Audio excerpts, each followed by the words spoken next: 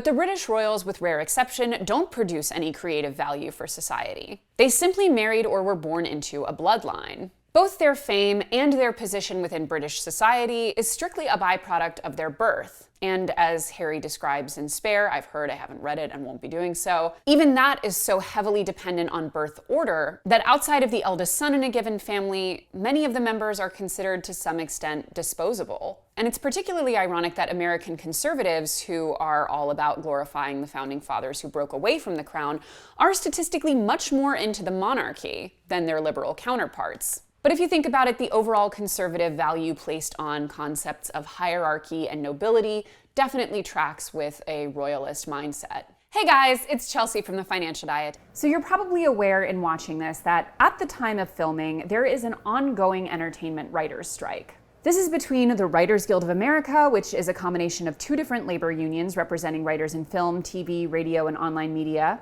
and the studios, represented by the Alliance of Motion Picture and Television Producers. Thousands of people are involved in this dispute, and lots of shows that you like are probably being affected. There are many reasons that the writers are striking, including frustrations with wages and residuals, but one of them is that they're concerned about the role that artificial intelligence will play in their industry.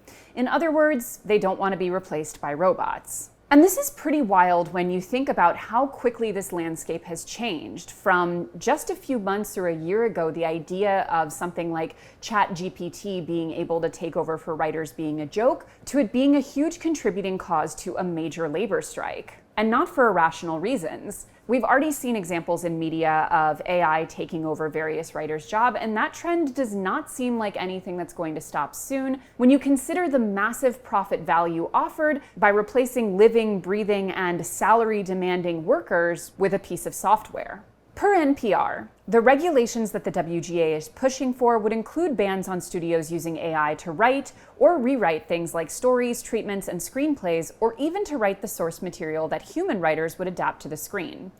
The union also doesn't want the writers' work to be used to train AI, and the studios are trying to figure out their priorities. During an earnings call, Disney's CEO said that they're already starting to use AI, but acknowledged that it's going to be very hard to manage, especially when it comes to intellectual property.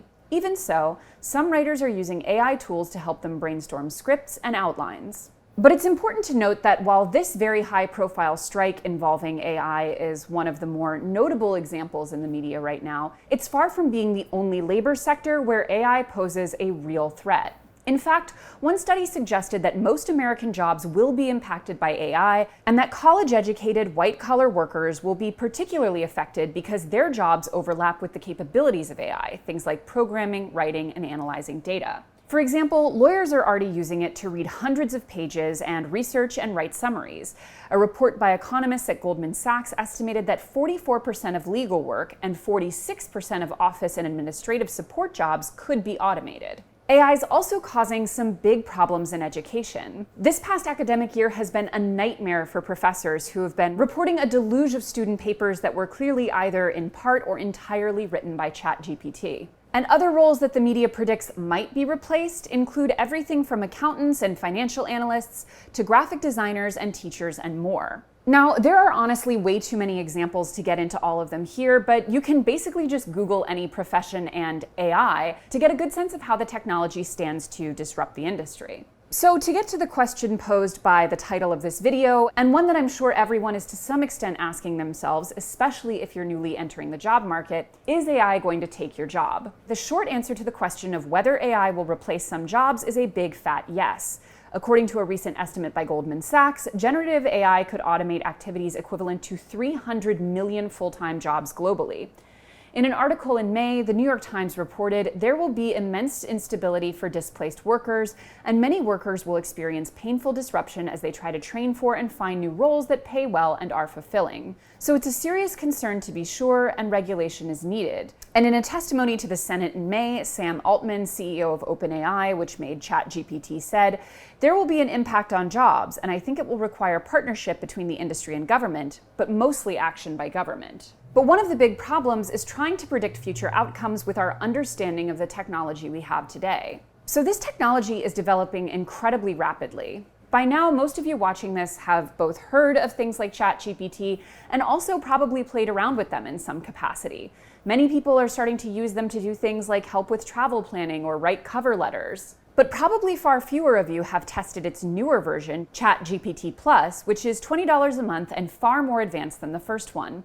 It scored higher than 90% of humans on the Uniform Bar Exam, the test that all lawyers have to take, aced a number of advanced placement tests, and gets a solid score on the SATs. And the pace of growth of this technology is so fast that it has some tech leaders warning about its possible extinction-level impacts on humanity. And these warnings can sound overly dramatic, but it's also very difficult to know which sources to listen to when so many of them are so conflicting. For example, there's a common refrain that jobs that emphasize interpersonal skills are safer.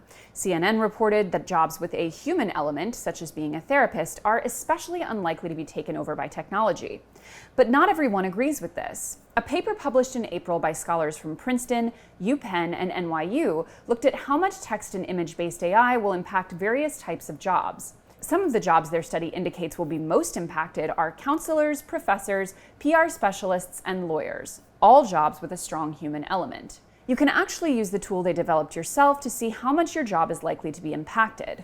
Now, it's also very important when thinking about all of this conflicting information to remember how much of the narrative around AI is being driven by the timeless need for media to sensationalize and get attention. A lot of the headlines you might be seeing about AI can be either incredibly optimistic or incredibly terrifying, but when you actually dig into the information in the article, you realize that it's often a much, much softer version of what the title suggested or contradicts it entirely. It's worth noting that one study, which got written up with headlines stating that, quote, history teachers were going to be replaced, is actually saying that these careers are going to be very exposed to impacts from AI, which is not the same thing as saying that they're going to be fully given over to machines. And it's also pretty complicated when you think of professions like teachers, for example, which are, at least in many cases, public sector jobs, which do tend to have stronger labor protections than many, many other professions. And there's also going to be an enormous amount of human resistance to adopting many of these jobs being completely taken over by software. Think again back to things like therapists. And there are also going to be jobs that, at least for now, are going to be extremely logistically difficult for a robot to meaningfully replace in many capacities. Think, for example, caring for children or seniors.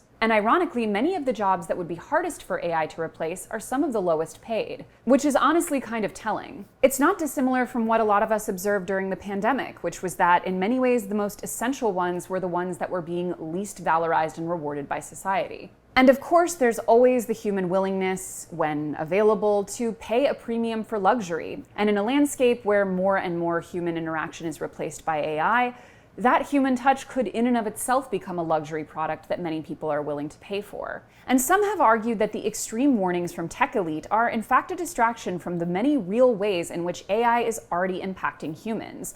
For example, in addition to edging out people's jobs, making AI work actually requires a lot of human labor, most of which is extremely low paid. OpenAI, the company behind ChatGPT, pays Kenyan workers less than $2 an hour to make the tools less toxic by viewing tons of super disturbing content, including abuse, murder, suicide, and so on. Facebook has also done this, for the record. Other companies, including Google and Amazon, benefit from cheap labor in refugee camps. People are paid a pittance to label and click things, but have no job security and are barely able to survive. While these anecdotes may be a reminder to those comfortably employed in the US or another wealthy country to appreciate what we have, they're also reminders that tech companies are not currently incentivized to prioritize human welfare, and that there's plenty of reason to be suspicious of their motives in general.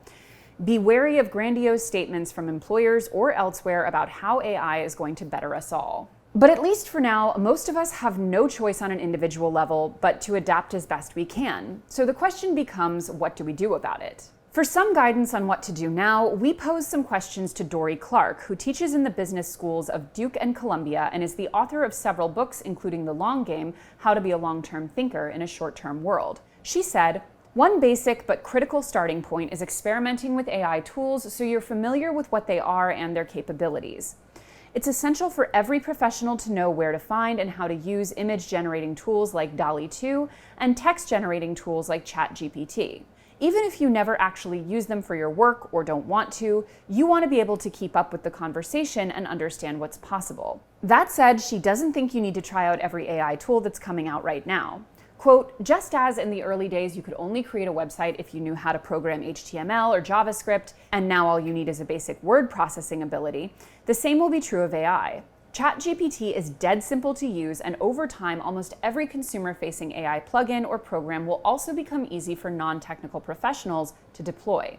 In short, I wouldn't worry too much about using all of the slightly arcane or less familiar tools unless they have a direct relevance to your work. And she herself has been using GPT-4 for a lot of her back office work. For instance, she'll have AI help her come up with article ideas or suggest questions to ask to guests. But she will still actually write the articles herself. And many people have already pointed out that the people who are excelling at using AI now are the people who understand how to better use it.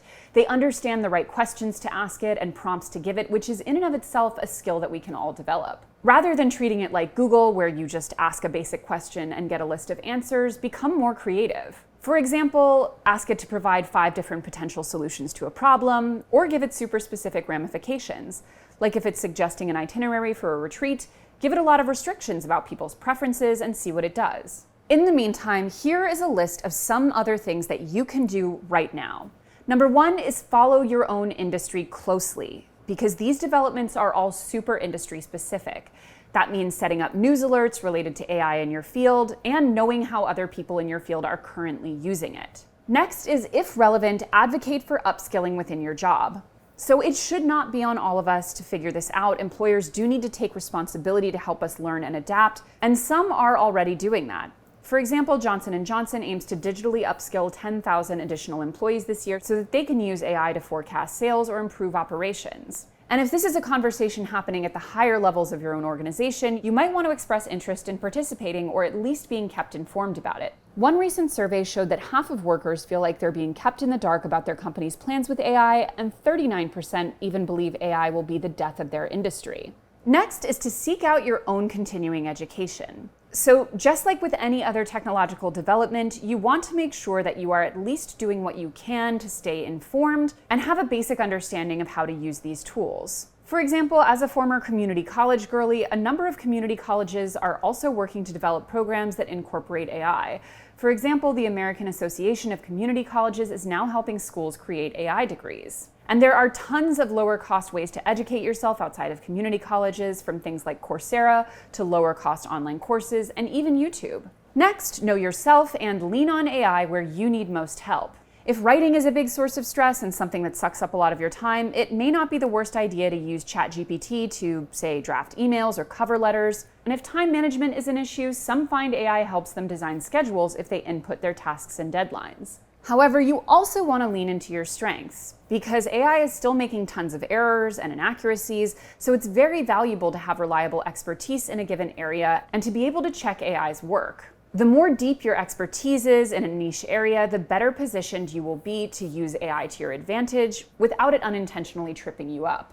Lastly, and perhaps most importantly, focus on your human relationships professionally. So as we talked about earlier, mastering soft skills can be one of the biggest buffers in preventing things from being automatable altogether or heavily outsourced to software. And building genuine connections with people in your industry isn't just important for building those soft skills, but also for understanding what's happening in your industry, staying relevant, staying employable. In the TFD book, for example, we recommend having an annual job checklist that includes making new connections every year. And this applies to people both within your workplace and outside of it. And building those relationships is incredibly important to developing those soft skills. Things like listening, understanding and synthesizing information, and helping make things understandable to other people are all massively valuable soft skills, as are things like collaborating and relating to each other. One thing that a lot of junior workers learn the hard way is that it's not enough to have a good idea or the right answer, which AI can often potentially do.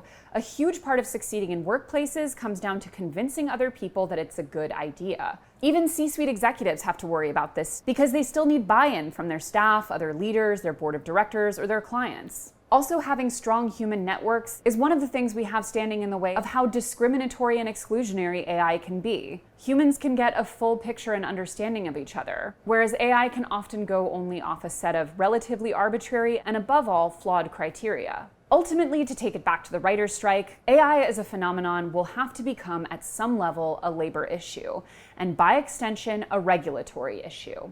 I hate having to end videos on TFD with the takeaway that this is ultimately something that we're going to have to agitate for politically, but unfortunately, as it pertains to things like careers and money, and just the world we live in generally, that is often the ultimate answer. Yes, we need to do a lot in our power to help protect ourselves on an individual level, but when it comes time to valuing human labor and expertise and relationships at a macro level, we're going to have to do something to fight against the profit motive, which will always default to what is cheaper and therefore what is not human. And that means organizing with the people in your workplace, with the people in your community, and eventually with the people that we choose whether or not they get to be in office. And now it's time for our society member questions of the video. As a reminder, one of the many, many perks of being a society member at TFD, which you can become by hitting the join button or joining over at our Patreon linked in the description, is asking me my members only questions of the day. I answer 2 per video, and the next one could be yours. So today's first members question is, what are some books, any genre, that have stuck with you? So I recently did it's called like a desert island books, where like I picked books that I would bring on a desert island. These are not necessarily like my favorite books at any given time, I guess, but like they're books that have definitely impacted me and I think would be really fun to have. So I'll just share the ones I picked. Number 1 is The Phantom Tollbooth. It was the first book that like made me love reading and learning and all of that as a kid. It's a children's book, really YA kind of children's, but it's just such a fantastic book. The wordplay, the fun like love of learning and games and things like that in the book, the characters, it just changed my life. So I would do that one. Neither here nor there. It's my all-time favorite travel book. It's by Bill Bryson, my favorite travel writer. He did a tour of Western and Eastern Europe with a friend of his, both before and then 20 years later after the fall of the Soviet Union.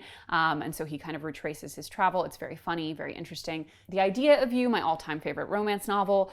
Call Me by Your Name, one of my all-time favorite novels. Just the writing is so incredible. To See You Again, it's probably one of my top 3 favorite memoirs. It's just such a fascinating story. It's a woman who was in love, in a teenage love affair with this young man. She and him both ended up getting sent to concentration camps in the Holocaust. They got separated. She thought he was dead for 40 years, maybe 30, 40 years. And then spoiler alert, he's not. So he comes back into her life and she's already married at this point and has a whole life. So it's just kind of what happens to them, and also her life story. Where's the movie Hollywood? Where's the limited series? It's an incredible, incredible book. Number 6 is The Expatriates, which is a really interesting novel set in Hong Kong, following a bunch of, as you might expect, expatriate women. Just a lot of really rich, intertwining women's stories that I love. If you have to cry, go outside. Kelly Catrone's memoir. I'm not sure what purpose it would serve me on a desert island to have like a business book, but I just love that book. I love Kelly Catrone. I'm going to promote my own interview with her on the Financial Confessions down in the description. Loved speaking with her. And then lastly, The Pisces. It's one of my favorite books I've read of the past 5 years. It's by Melissa Broder. It's just weird as hell. It's about this woman who is like kind of insufferable, but she's really interesting to read. And she ends up having a torrid affair with a merman. And I'll let you read the rest for yourselves. So those are the ones that came to mind when I had to pick my desert island books. A random assortment. Okay, and then my last members only question. These days, the return on my high yield savings account is much higher than what I've seen investing in ETFs. My APY is over 4% now, and my investing returns are closer to 1%. I'm playing the long game, but it can be very discouraging to see such little growth in my investments. Any advice for sticking it out or balancing allocations better? I currently deposit more into my Betterment account than into my savings per paycheck, but it is close to even. Thanks. You have it all encapsulated in the first 2 words of your question, these days. The entire point of investing in the stock market is that it is a long-term game. If you are investing intelligently, especially for retirement, the gains that you will see will take place over the course of decades, not days or months or even years. You're going to have to be patient. It has been a very turbulent market over the past couple years. This is not a good time to be like looking at it every day and obsessing over what you're making at any given time. You have to be patient. Stop looking at it if it's stressing you out. And and understand that the average market returns, which are better than what you're getting at your high yield savings account, are measured over long periods of time. And if you panic and pull your money out or stop contributing, that is when you're going to miss out on all of the gains, and that is when you're going to sabotage your own investment strategy. So do not think of it in terms of these days, think of it in terms of these decades. That's it, guys. If you want to become a member, you can do that at the join button or at the link in our Patreon down below. I'll see you guys next week. Bye.